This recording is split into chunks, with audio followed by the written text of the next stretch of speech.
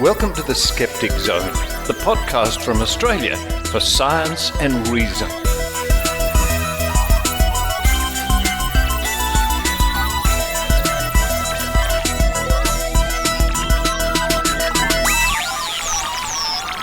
Yes, it's the Skeptic Zone podcast, episode number 814 for the 12th of May 2024. Richard Saunders coming to you from a BART station, Bay Area Rapid Transport Station at Rockridge, which is near San Francisco. In fact, as I stand here on the platform and I gaze towards the south, the city of San Francisco is just dazzling in the distance. I can see the tall buildings. On either side of this platform is the highway, the motorway, and as you can hear, it is constantly in use. Oh, there goes a very interesting three-wheeled motorbike with flags on the back. There goes a police car. Not chasing. Not chasing. It's a beautifully sparkling, clear spring day in the San Francisco Bay Area. Coming up on this week's show, we go back to Canada. Back to Canada, where Adrienne Hill will give us a report, a roundup of last week's We Can Reason conference, which was a terrific success. Great fun, really interesting talks, and some adventures on the side. Included in Adrienne's report are my inserts from the Royal Tyrrell Museum in Drumheller, one of the world's premier dinosaur museums, and also Adrienne once again interviews Jonathan Jarry from the Body of Evidence podcast. And this week Jonathan goes into more depth about that very popular podcast. Following that, because we really can't get too much of Adrienne Hill, we never tire of her, she's back to read this Skeptics Newsletter, the Australian Skeptics Newsletter written by Tim Mendham. Whoa! There goes a very fast motorbike. And then to round off the show, back to the Trove archives, where we look at psychic predictions once again. A fascinating topic indeed. Also coming up on this week's whoa, what was that? There's all sorts of things happening. Coming up also, you'll hear some details about the upcoming Sckepticamap in Albuquerque, New Mexico, where a host of skeptics are headed in early June. A big shout out to my friends in Australia. It's spring here and there are so many flowers and things blooming. I've got a little bit of hay fever, but not too bad. But I know in Australia, in certain areas, the autumn leaves and the autumn trees just look beautiful. And I had the good fortune of having a little look at some of the photographs from Melbourne lately with some of the beautiful trees. Looks really wonderful. I do like autumn as well. Now in the distance I can see my train arriving with the beautiful city of San Francisco as a dramatic backdrop. And here it comes, dazzling headlights on these new BART trains, and it pulls up to the station. So while I find my seat, I hope you enjoy this week's episode of The Skeptic Zone.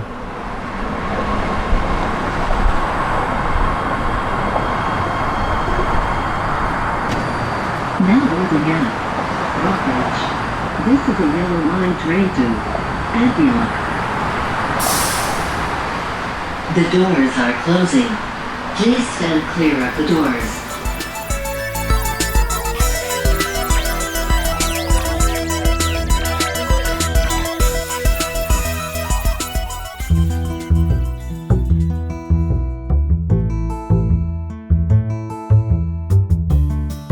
You can count on Adrienne with Adrienne Hill. Welcome, everyone. Well, I am exhausted. This past week has been so fun, and we have just finished our second annual Western Canadian Reason, or We Can Reason conference, where we had good attendance and a fantastic lineup of speakers. And the day started with opening remarks from Janely and myself, where we gave, among other things, a brief demonstration of using ChatGPT to write song lyrics about each of the speakers, and an AI song generator called Suno that generated the music and singing to those lyrics. And it was Kat and I on the previous weekend who sat down to create these songs. And I have to say, we did a lot of giggling and a lot of cringing. I don't think there's any need for musicians to worry based on the quality of the songs that were produced, at least not in the short term. The first speaker was Hemant Mehta, and he talked about the increased number of non-religious people who are involved in politics in the United States and why he is optimistic that secular advocacy will continue to grow. And that was really a feel-good way to start the day. Kat McLeod followed Hemant, telling her herbal supplement story that was shared on episode 785 of the Skeptic Zone. Next, James Fell regaled us with some sweary history, followed by Richard, who involved all of the audience by teaching 2 spoon-bending tricks, demonstrating the power band fraud, and dousing for not water, but, can you guess what? A&W root beer.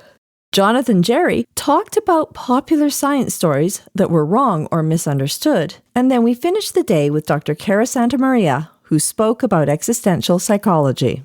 Once the speakers were all finished, we enjoyed a cocktail hour where we had a close-up magician walk around and wow us with his abilities. It was a lot of fun. It gave us a chance to connect with all the people that had come, and all the speakers stayed and chatted, and everybody had a great time. And it was at this time, during the cocktail hour, that Richard took the opportunity to interview a friend of mine from the beautiful Rocky Mountain town of Jasper, Alberta, and her name is Brenda Hill. And she has been listening to the Skeptic Zone for a very long time. How long, you ask? Time to find out. Folks, you're listening to the wrap-up party from Week in Reason, and we're all very happy because it was a great success. Andras will come. You And together with him? I even hate to interrupt this. Brenda. Yes. Hello. Hello. You've been listening to the show since before I've been listening to the show, I think. Long before the show was even started, I was listening. It's my favorite podcast. Yeah. Thank you. That's a very dedicated fan. And you were chastising me earlier because over a decade ago I changed, Stefan Soiker, the man who wrote the theme music, sent me a new arrangement, which I use now. You don't like Travesty. that? It's a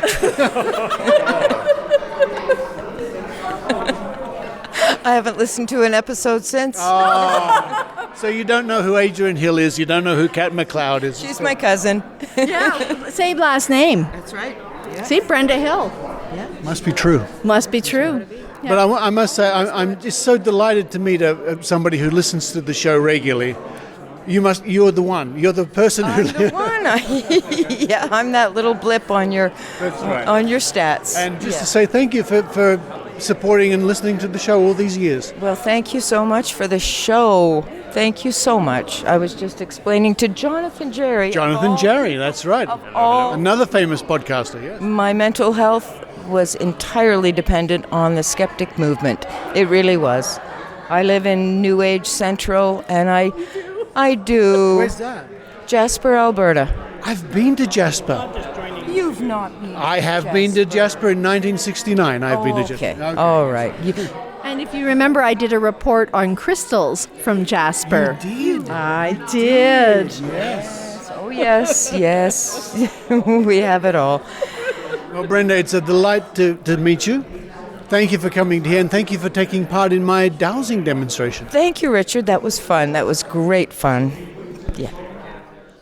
Back by popular demand, many of the attendees and 4 of the speakers carpooled an hour and a half from Calgary to Drumheller to visit the Royal Tyrrell Museum, a paleontology museum and research facility. One of the differences between going to the museum last year versus this year was that committee member Brian Kernick arranged for a behind-the-scenes tour for 30 people, where we learned how the fossils are found, stored, and removed from the rock, a process that takes many years before the papers are published and the fossils go on display. I was astonished that some of the specimens they showed us, people had been working on for 7 years, and that's not that unusual. Painstaking work. I certainly admire those people. But there was still lots of time to go around and admire the displays in the museum, and for Richard to pull out one of his ever-present microphones to describe the amazing surroundings. Well, for the second year in a row, it's my absolute pleasure to be back here at the Royal Tyrrell Museum in Drumheller, Alberta, Canada. And it's probably one of the leading dinosaur museums in the world, partly because all the dinosaurs are living around this area. In fact, I passed a sign that said live dinosaurs and pig races. Did you see that? It said what? Live dinosaurs and pig races. And I thought, what are the dinosaurs chasing the pigs? Well, I do know that they had something happen here last weekend that was very significant.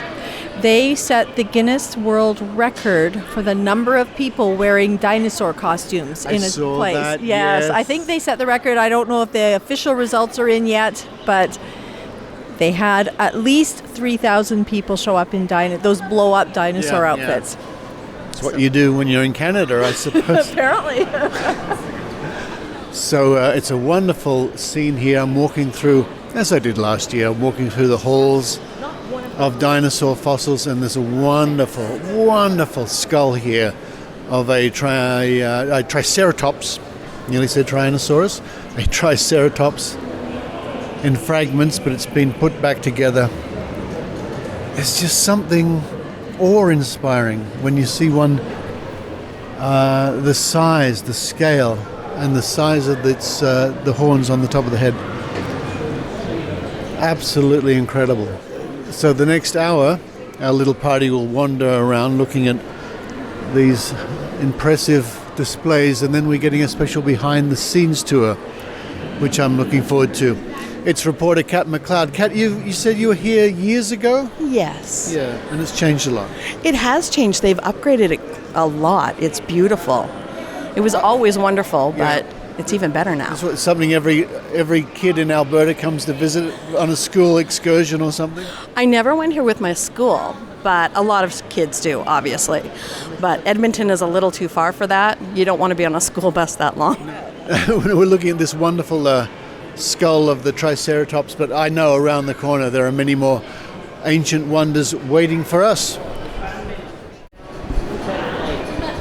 I've walked around the corner to find something that I found completely and utterly stupendous last year. This is a T-Rex in situ. It's got the famous spine curvature of reptiles due to the constrictions of the ligaments or the muscles, or I'm sure people out there know what I mean. The head is arched back, and this skeleton of the T-Rex is called Black Beauty. Although Tyrannosaurus rex is among the most iconic dinosaurs that lived in Alberta during the late Cretaceous, it only existed for about 1 million years, which is interesting. And it's interesting to also note or learn that in time periods, there is more time between the Stegosaurus and the T-Rex than there is between the T-Rex and you.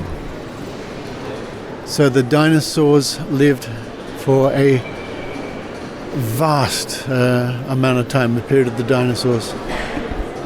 And as I did last year, I'm approaching the large window here behind which you can see people working on the fossils, although today, as last year, I suspect because it's been a Sunday today, they seem to be away, but we can still see the work in progress with huge vacuum machines and about 16 or 17 giant fossils they're working on, all on individual tables.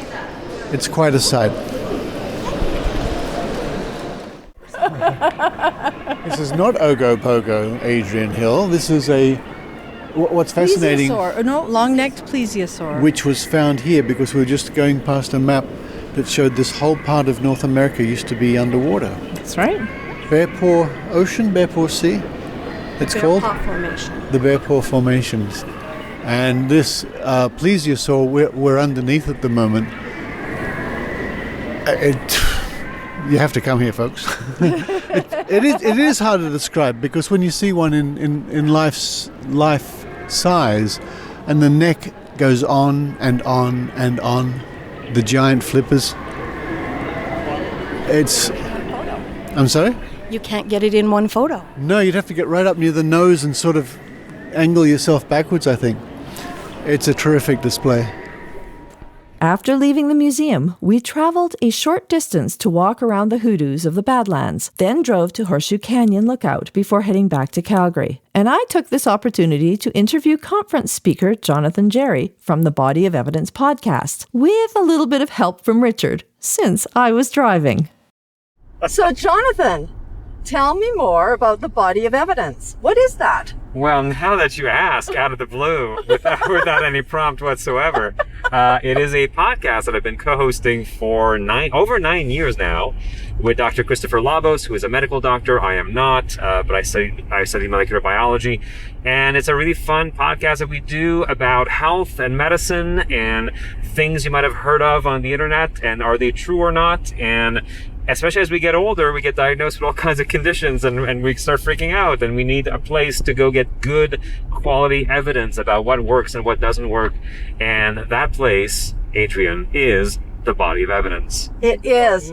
And one of my favorite segments that you've been doing recently are the case studies, where you test Chris's knowledge. Indeed. I put him on the hot seat. Yes. And so these are cases that are written up by doctors or published on Medscape.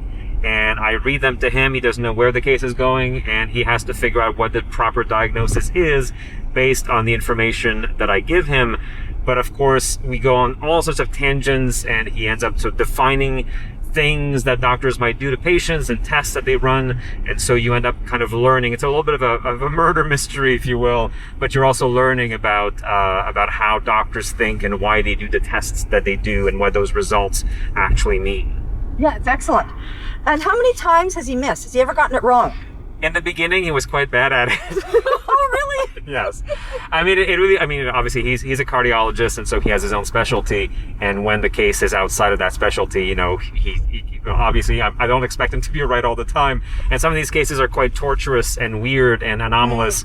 And sometimes they're quite straightforward and simple. One we did recently was about narcolepsy. Yes. And that was a diagnosis. And as we were discussing earlier during our trip, it's interesting because narcolepsy was a bit of a punchline on television in the 80s and 90s. You had a character who would have narcolepsy, and then we kind of stopped hearing about it, but people still have narcolepsy. It's a real condition. Yes. And so that's what this particular woman, who was the focus of this case, that he had, and she didn't know. She was tired all the time. She had to take these naps.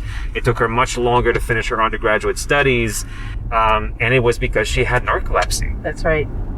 It's a fascinating case study, and I think I told you that I guessed right because of personal experience. There you go. My grandfather was not diagnosed with narcolepsy, but I'm pretty sure that he had the type 2 narcolepsy. Right.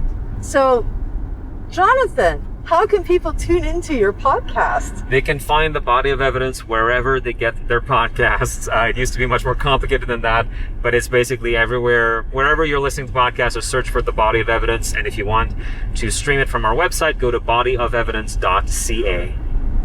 It has been such a pleasure hanging out with you this week, Jonathan. It's been a blast. Likewise, I've seen so many different parts of Alberta. Calgary is a beautiful city. Banff is amazing. And now I was in an episode of Breaking Bad and saw some dinosaurs. So thank you very much for being our tour guide throughout all of this. It was a pleasure, and I enjoyed your talk tremendously yesterday at Week in Reason. What a terrific weekend we had. Over the years, I have met some great friends at conferences like Week in Reason.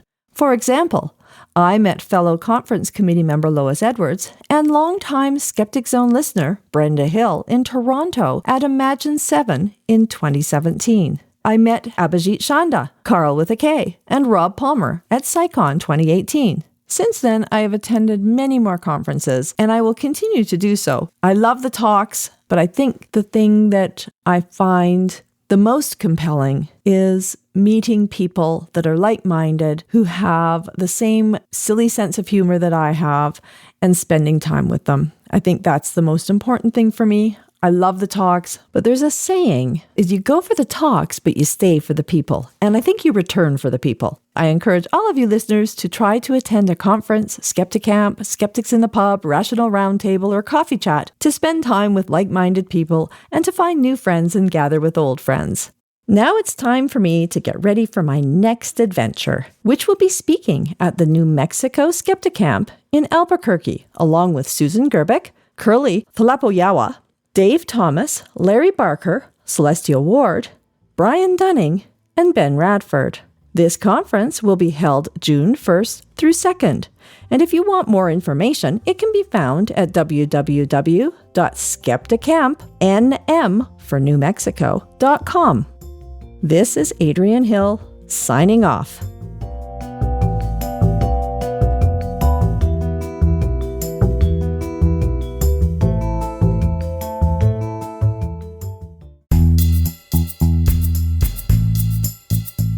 Attention all skeptics in the Carolinas. Mark your calendars for an event that's set to enlighten, engage, and entertain. The Triangle Skeptics' first ever Skepticamap is coming to Raleigh, North Carolina, and you won't want to miss it. Join them on the 25th of May 2024 at the John Chavis Memorial Park Community Center for a day filled with thought-provoking talks and presentations. It'll kick off with social events the evening before and keeping the conversation going with more activities the following day. It's the perfect opportunity to dive deep into discussions and to connect with fellow skeptics and fans of science and reason in the Triangle area. The organizers expect at least one very notable guest presenter, and they want your voice too. The call for presentations is now open for speakers who can bring fresh perspectives and compelling content. Attendee registration begins on the 16th of April, so be sure to secure your spot for this inaugural event. You'll find all the details, including links to registration and the call for presentations, on the Triangle Skeptics website. Just go to tryskep.org. In a fun twist, this year's main conference coincides with Towel Day. In the spirit of the occasion, bathrobes are optional, though you'll be reminded to comply with local ordinances requiring attire of some sort. It's a nod to the lighter side of science and skepticism, reminding us all of the importance of not taking ourselves too seriously. Don't miss out on this unique blend of critical thinking, community, and celebration. Join them at the Triangle Sckepticamap 2024. Question, discover, and learn in the heart of Raleigh. Once again, the website is tryskep.org.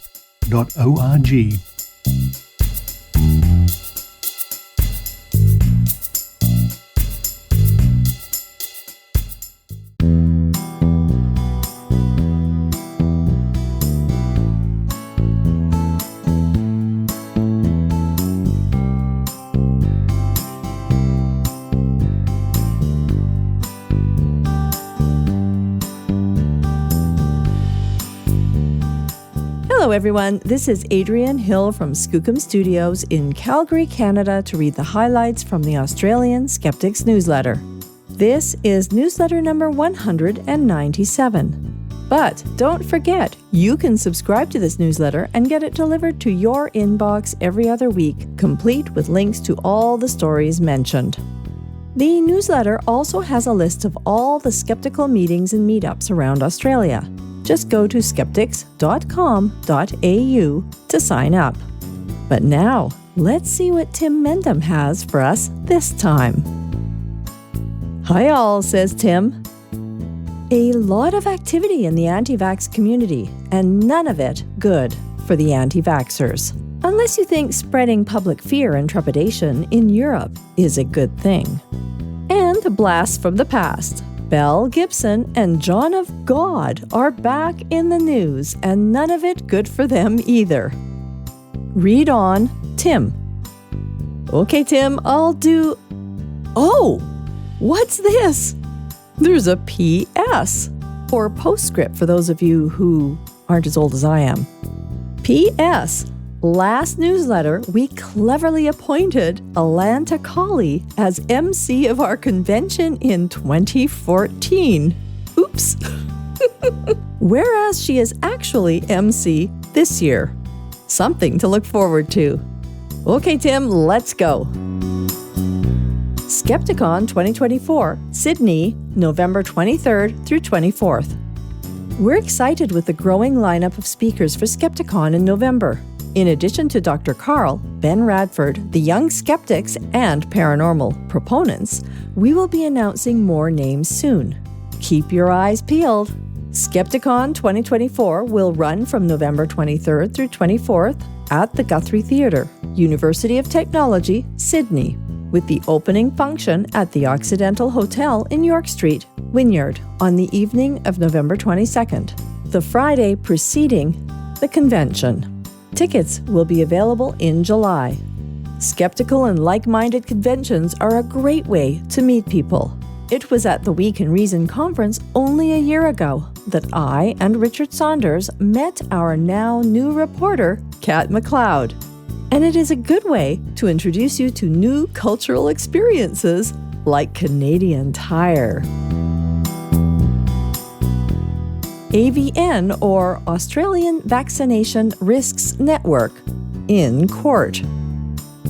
Skeptics have become aware of the appearance for mention of the anti-vax AVN in the Parramatta Criminal Court on the 6th of May in the case of the Crown versus Australian Vaccination Risks Network, case 2024 0010494. Trying to determine what the case is about is difficult as the court register does not include a copy of the indictment. So unless the AVN announces it before the full hearing, we remain in the dark. The AVN lost its charitable fundraising license following an investigation by the New South Wales Office of Liquor, Gaming and Racing in 2010, with further investigations in later years. The AVN does not have a good track record of initiating cases in court. In 2022, the AVN was found to lack legal standing in a federal court challenge to TGA approval of COVID-19 vaccines. And in 2023, the AVN was one of 6 plaintiffs in a failed high court case seeking to, quote, fix the law on standing, end quote, and thus open the way to relaunch the original case. We await more details of the current case. John of God, sentenced to 500 years jail. The once famous and influential spiritual leader, self-professed medium, and psychic surgeon, João Teixeira de Faria, otherwise known as John of God, has been sentenced to nearly 500 years in jail. A few years ago, he was sentenced to 118 years over sexual assault charges, with over 600 accusations of sexual assault, rape, and pedophilia. Various other charges have now brought the total to close to 500 years.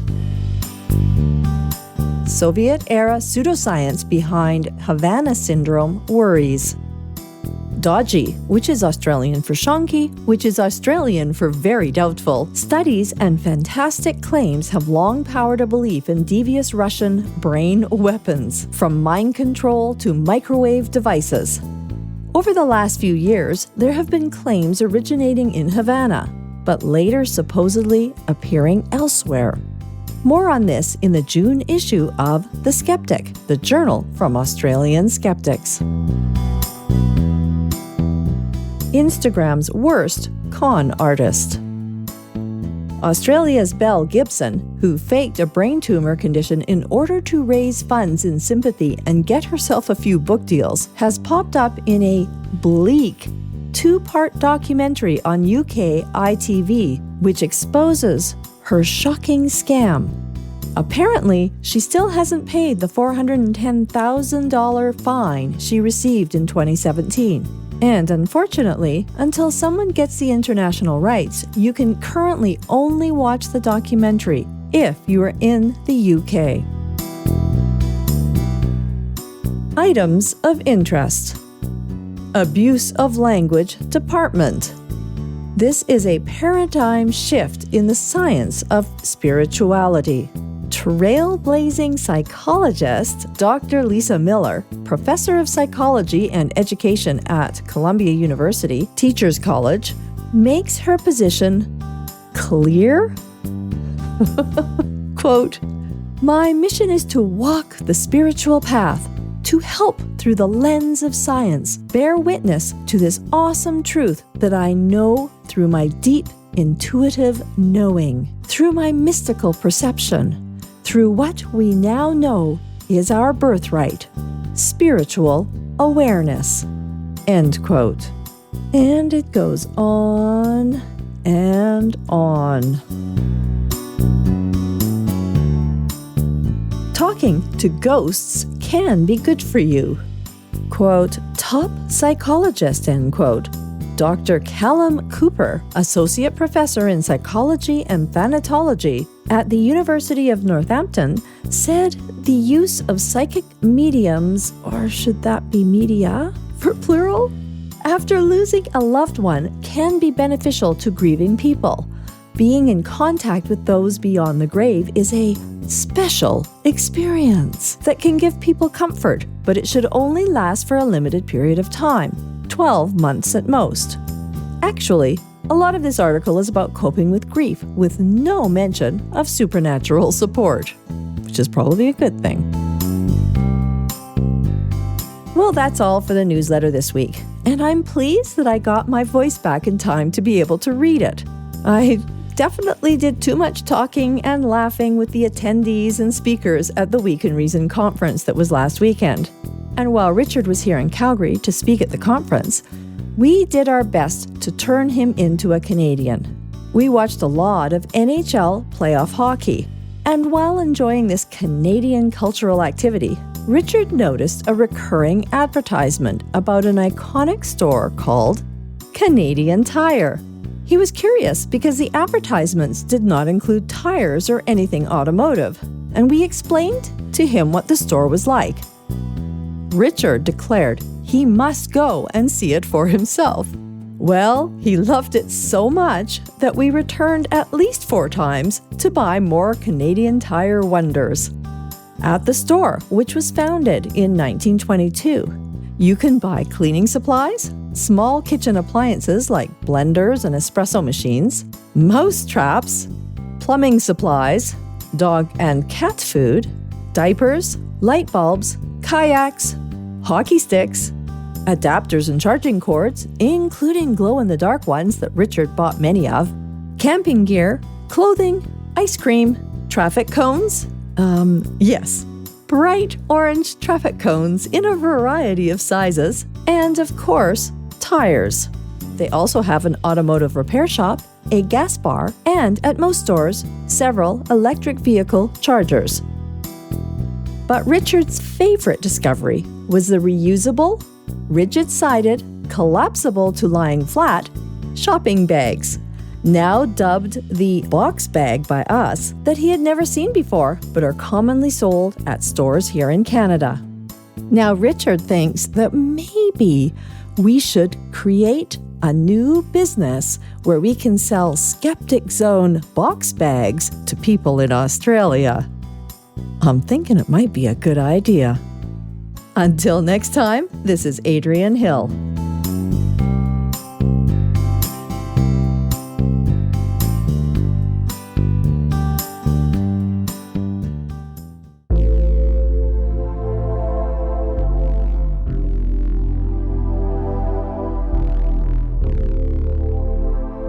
Bigfoot, UFOs, quackery, ghosts, moral panic, and more. Sckepticamap, New Mexico, presented by New Mexicans for Science and Reason. Save the date and plan to join New Mexicans for Science and Reason for the inaugural Sckepticamap to be held on June 1st and 2nd, 2024. The main conference will take place at CNM's Workforce Training Center at 5600 Eagle Rock Avenue, Northeast Albuquerque. Social events will also take place the preceding evening and throughout the weekend. Come for the talks, stay for the community. Speakers include the Skeptic Zone's own Adrienne Hill, Skeptoid's Brian Dunning. From Squaring the Strange, we have Celestia Ward and Ben Radford, physicist and mathematician Dave Thomas, KRQE News 13 investigative reporter Larry Barker, Kennedy Center scientist Frank Escorn, archaeologist Curly Trapawawa, and me, Susan Gerbic from GSOW. Meet like-minded friends, old and new, ask challenging questions, heckle Brian Dunning in public. Sckepticamap New Mexico, presented by New Mexicans for Science and Reason. For all the details, head to www.sckepticampnm.com or follow this link in the week's show notes. See you there.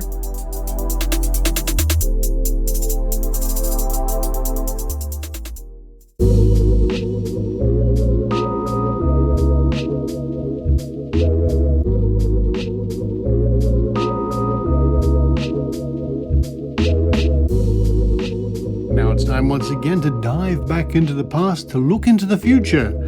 This time in the Trove segment, we're going to be looking at more predictions, more psychic predictions from decades in the past.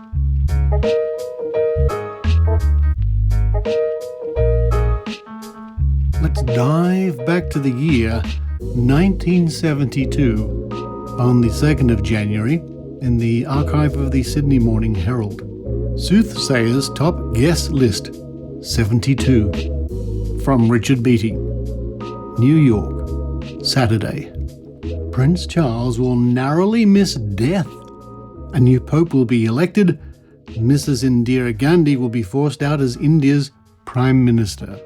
These are some of the predictions for this year by 7 of the world's leading psychics. An annual survey by the National Enquirer has found that many of the professional dreamers have not used the imagination they have in the past. The major predictions could have been the guesswork of anyone who follows the news. For instance, clairvoyant Maurice Woodruff predicts that there will be a serious loss of life in earthquakes along the US Pacific coast in March 1972. We can look that up. Or you can look that up. I don't recall anything.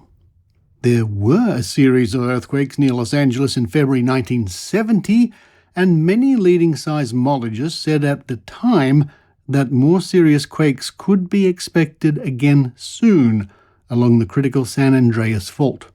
The Reverend Monty Ellis, a minister of the Spiritual and Divine Service Church in Los Angeles, better known as the soothsayer Akashan, has come up with the startling prediction that Teddy Kennedy will not run for the presidency of the United States this year. Switch. Kennedy has consistently insisted that he will not run this year, and there isn't a commentator of note in the whole country now claiming that he will switch his mind at the last moment. Woodruff has also foreshadowed the election of a new pope late in the year. Pope Paul has made it very clear for several years that he plans to retire at 75, and, believe it or not, he will turn 75 this year. Some prediction. Eva Petulengro, billed in the Enquirer as the world-famous British astrologer, has gone out on a limb, claiming that actor Steve McQueen could come very close to losing his life in a dangerous film stunt. Every year, Steve McQueen comes dangerously close to losing his life in a dangerous film stunt. Let's jump ahead a little bit here, and this is published in the archives of the Sydney Morning Herald, the 30th of December, 1973. So, some predictions for the year 1974. And this is a story by Nancy Berryman. 74, a big year for woman MP, say seers. The new year could bring Australia a rich gem strike, an earthquake in Western Australia, an important woman politician, and a plane disaster. These were among the tips given this week for 1974 by 4 of Australia's top seers. And the Cameron Crean predictions for Australia's economy? The Federal Minister for Labour would get a recession, said one. The Federal Treasurer was right about inflation, said another. The other 2 seers agreed on an optimistic expanding picture for 1974. The year after that, said numerologist Jackie Robinson-Swan, would be the time to start watching your pennies. There was a bright note even among the more gloomy predictions. Clairvoyant Marc de Pascal, who predicted Robert Kennedy's assassination, said hard times would be good for everyone. They would not only restore spiritual values, but would bring an influx of immigrants from worse-hit countries. The revival of spiritual values, said tarot card reader Jackie St. Cloud, would revive interest in the church. Okay. She was the only one who did not predict industrial unrest and strikes around the middle of next year.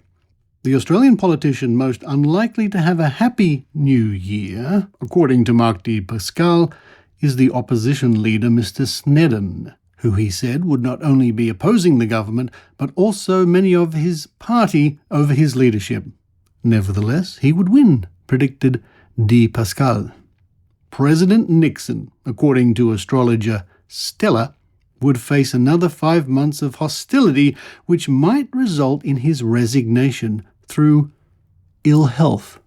Well, of course, famously, Richard Nixon did resign, but it wasn't ill health. World acclaim. Stella also had advanced news of other international news makers. Elizabeth Taylor would have another break with Burton, and a new man would emerge in her life. Jacqueline Onassis would brave problems on the home front, resulting in a period of sadness. On the local front, in 1974, an Australian man would receive international theatrical acclaim, according to both Stella and Jackie St. Cloud. More cheerful news came from Jackie St. Cloud, who predicted cheaper homes for young people, extensive building of childcare centres, and the opening of new areas of land for home building. Now let's jump ahead to the year 1981 on the 2nd of January. 1980's predictions spoiled by the unforeseen. And I think when it says here 1980's predictions, I think it's talking about the year 1980, not the 80s as a decade. A lot of things should have happened last year that never did. The Prime Minister, Mr. Fraser, should have retired because of ill health with the Labour Party returned to power. There should have been devastating cholera in India, a light plane should have crashed into one of Sydney's tallest buildings, and Prince Charles should have been badly injured.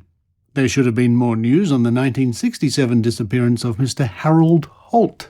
Now, Mr. Harold Holt was the Prime Minister of Australia in 1967 when he went swimming in the ocean and was never seen again. A mystery to this day. We read on.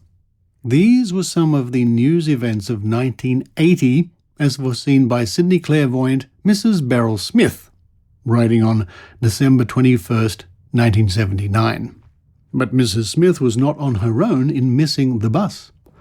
Jean Dixon, the American seer who has based her reputation on predicting the 1963 assassination of President John Kennedy, wrote in The Star, a US weekly magazine, about President Carter at the beginning of 1980. Quote, an attempt on his life related to a church will be made in the fall. End quote. The worst thing that happened to President Carter physically was he fell and broke his collarbone. 7 of the 10 psychics appearing in The Star's rival, the National Enquirer, predicted that Senator Edward Kennedy would be the next president of the United States. Florence Vaty got it wrong about the economy too. She predicted a fall in the US interest rates in 1980. In fact, they hit a record 21.5% at the end of the year. Irene Hughes of Chicago, who claimed to have predicted the exact week of the death of Howard Hughes, divined that the sex bombshell, Suzanne Summers, would be kidnapped in May and held for $1 million ransom. Other notable psychic predictions which did not come to pass include Bob Hope would be made ambassador to China, an earthquake would bring parts of Los Angeles tumbling down, a cruise ship would explode and sink in the Mediterranean, taking several hundred lives. A sex scandal would cost President Carter one of his high-ranking officials. The ghost of John Wayne would materialize at the Alamo. Singer Andy Williams would marry Bing Crosby's widow. Movie idol Burt Reynolds would marry Sally Fields. The US rock team Sonny and Cher would remarry. Undeterred, the oracles have now come out with their predictions for 1981. One ventures that Mrs. Rosalind Carter would leave her husband, the president. Quote, "While she flaunts a red-hot romance with a novelist, Jimmy will write his memoirs." End quote. She writes, "Other predictions worth watching. Former President Richard Nixon will file for bankruptcy. Larry Hagman, villain of Dallas, will become an evangelist. Frank Sinatra will be appointed ambassador to the Vatican.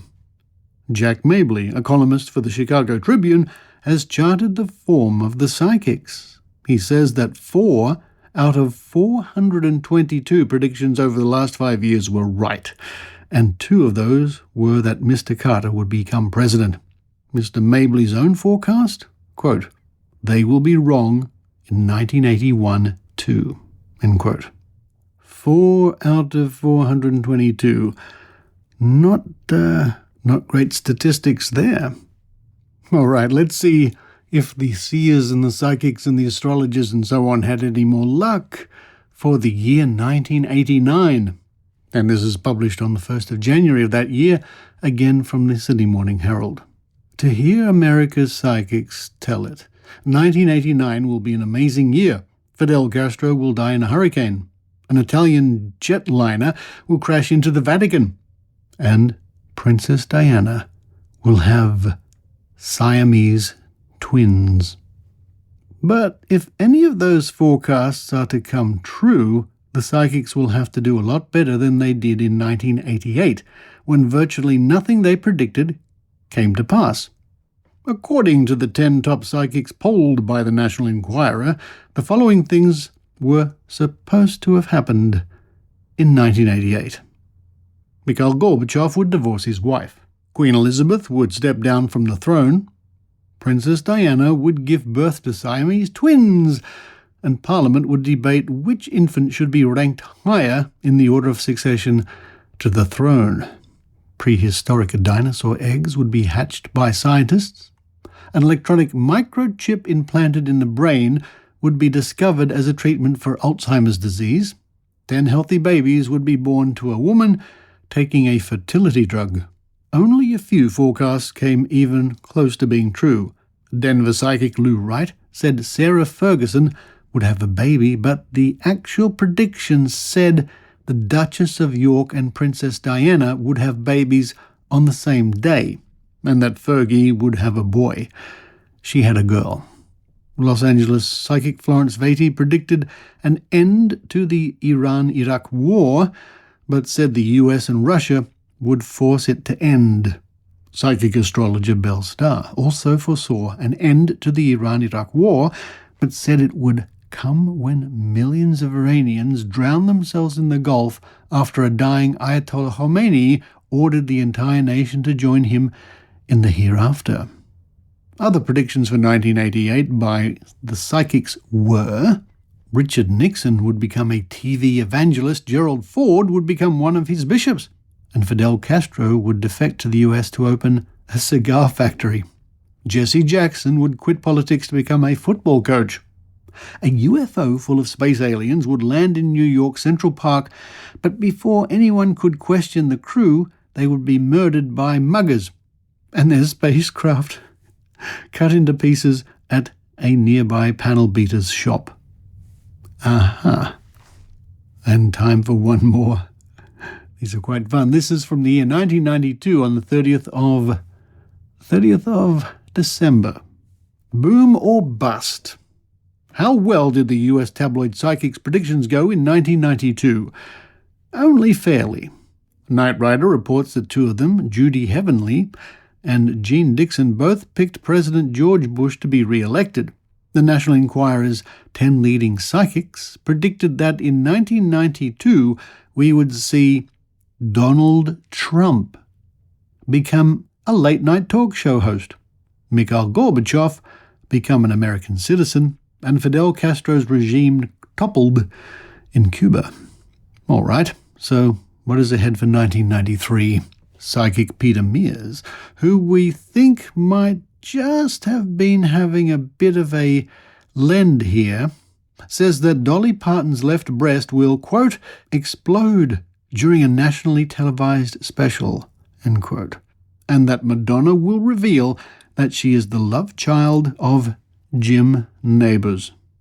Well, all right, I think many of these items in the Sydney Morning Herald in the past decades were having a bit of fun, more or less, but these are things that people did predict.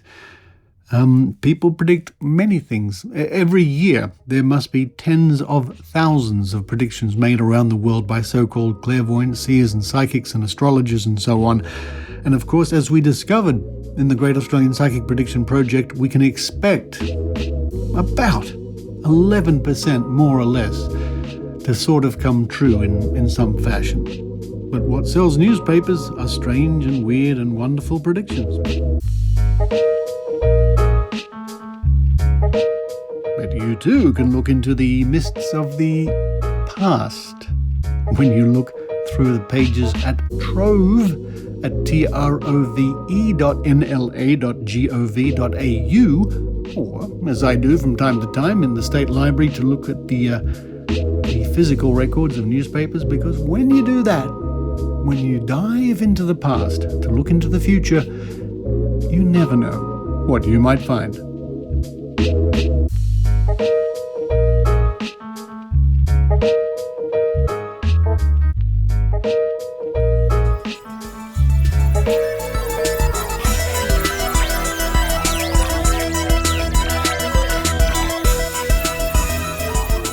Thank you for listening to the Skeptic Zone podcast, and thank you to all those people who contribute week after week or month after month. At SkepticZone.tv, your contribution means the show can keep going. Coming up on next week's show, well, I guess it's another mystery. We'll all have to wait and find out. And before I sign off, a special thank you to Adrienne Hill for looking after me in Canada. But for this week, this is Richard Saunders signing off from a mystery location somewhere in the Bay Area, San Francisco.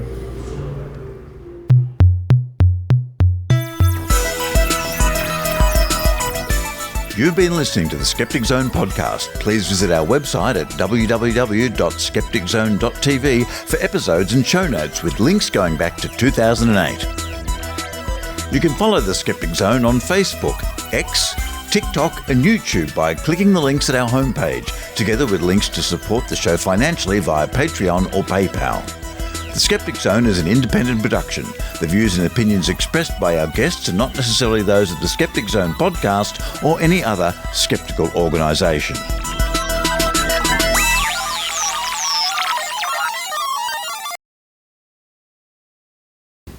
Hello to those people who listen after the music.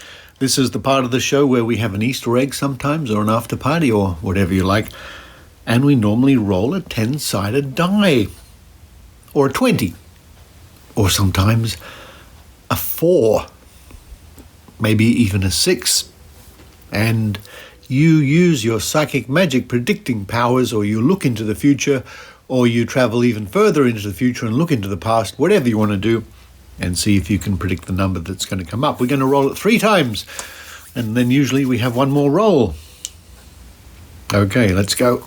I've got the 10-sided die here. I don't have my dice rolling machine on the road, so to speak, so I'll use a plastic cup. And the first number out of the gate, so to speak, is 1. Today's first number is 1. How did you do? Let's do it again. Guess a number. 10. Ooh, extremes. 1 and 10. Here we go. Next number. sort of somewhere in the middle, 7. So the numbers are 1, 10 and 7, but of course we'll do it one more time, the supplementary.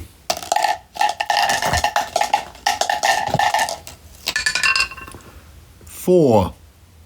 There we are, numbers all over the die today.